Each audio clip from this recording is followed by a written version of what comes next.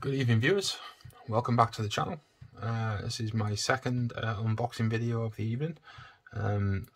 As I said before, I recently put in the midst of a bored afternoon at work, I put a bit of a bulk order into eBay and ordered myself 7 new kits, as well as having bought a few more in the last couple of days. 2 of them arrived today. First was the Cobra that I posted a little earlier, the unboxing of. This is the second one that arrived today. So it is a HobbyBoss kit in 1/48 scale. So this is the US Marine Corps FJ4 Fury. I'm not going to talk too much about the aircraft itself. I'll do that when I eventually get around to making a build video for it. But it is a plane that I quite like. It's a nice, simple introduction to jet fighters. I think it looks like, you know, it's not. It hasn't got Mavericks and sidewinders, you know, stuck all over it, and nothing too complex. I don't think, as far as the airframe's concerned. It's going to be reasonably simple. Hopefully, fingers crossed, to put together. It's a HobbyBoss kit. I always like HobbyBoss. I've said it before. I'll say it again. Right, they're not complicated to build. Sometimes they can be a little simplistic in the way you put them together, but they always, well, in my experience anyway, they always build up into a nice kit. They're always, you know, well detailed, always well molded. Normally, there's no nonsense. You know, one of the things I hate about Airfix, you know, if you've watched any more of my previous videos, you know I'm not a massive fan of Airfix.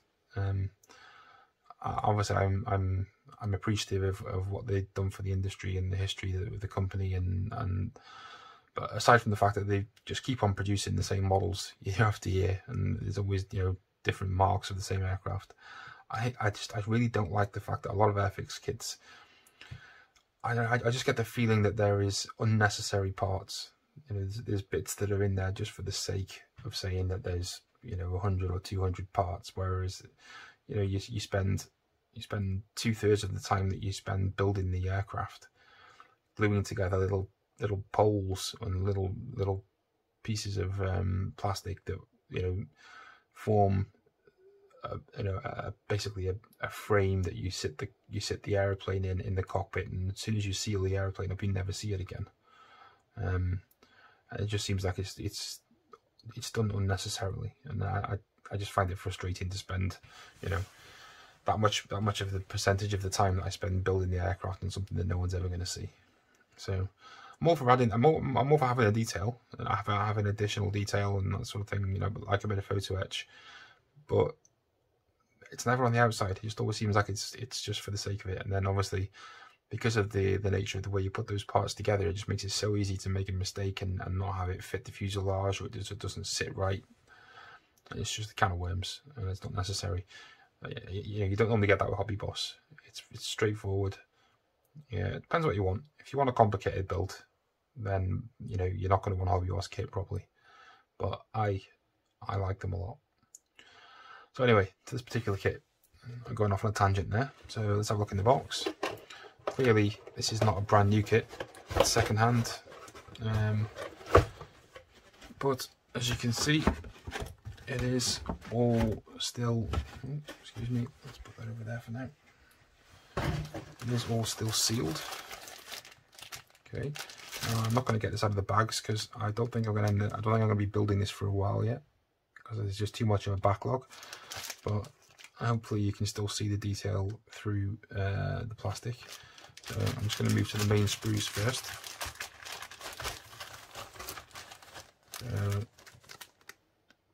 The Cockpit Canopy, simple 2-piece design, not too much detailing, but enough there that it would appear to be accurate from what I understand of the airplane.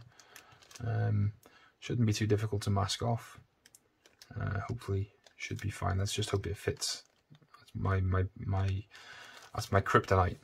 It's trying to get cockpit canopies to fit onto the fuselage. I am really not very good at it. So see how we get on with that. Let's just put that to one side.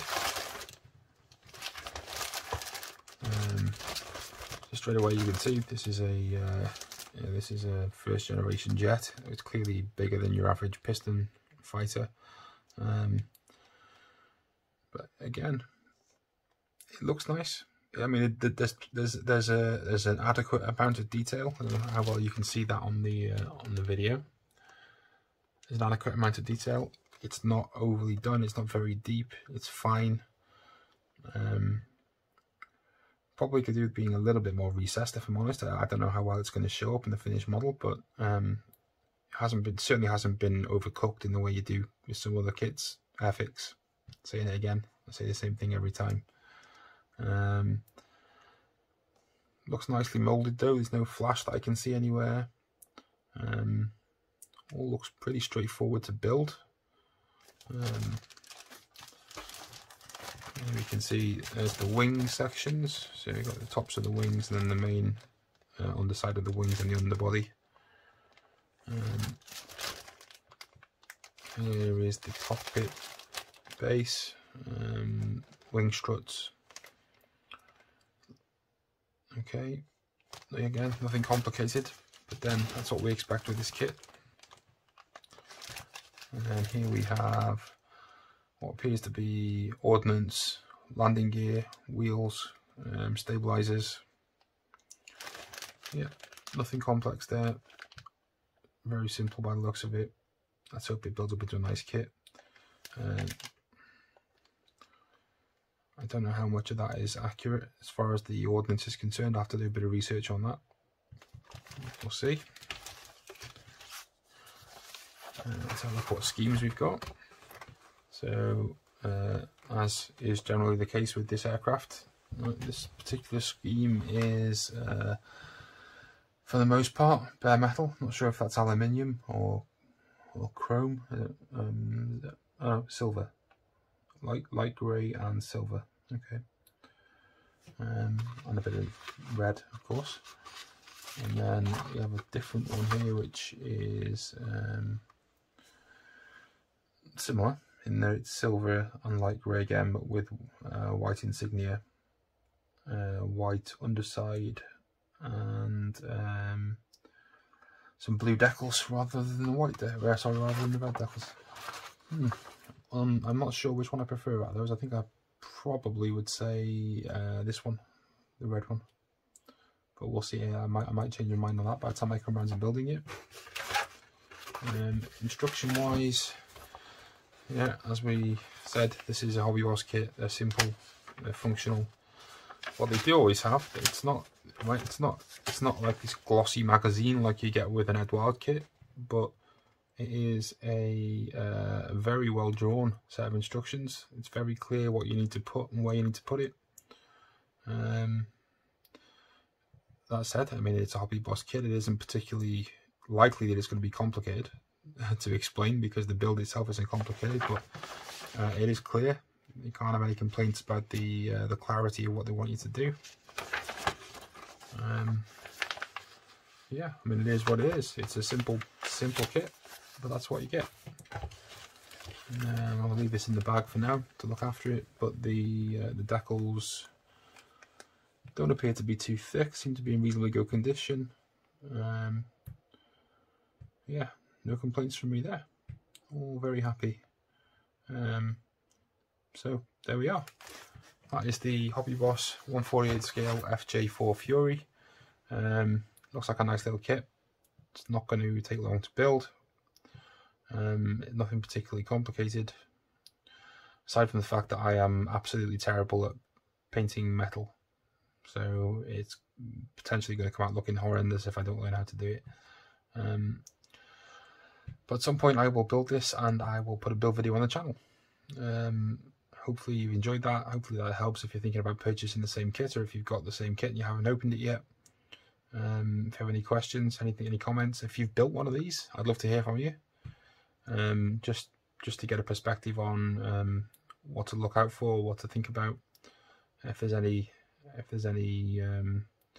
hiccups to think of, anything that was just going to cause me a problem, I would love to hear. Or if you just got any comments in general. If you don't subscribe, please subscribe. We're a new channel. I'm trying to increase my subscription count at the moment.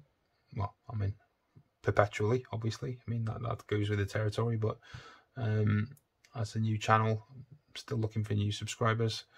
If you've got anything that you'd like to ask or any questions that you'd like to have answered, I'm not going to tell you that I'm going to know the answer, but I'll give it a go if I can.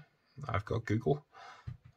So, yeah, please keep watching, and there should be some more videos coming soon.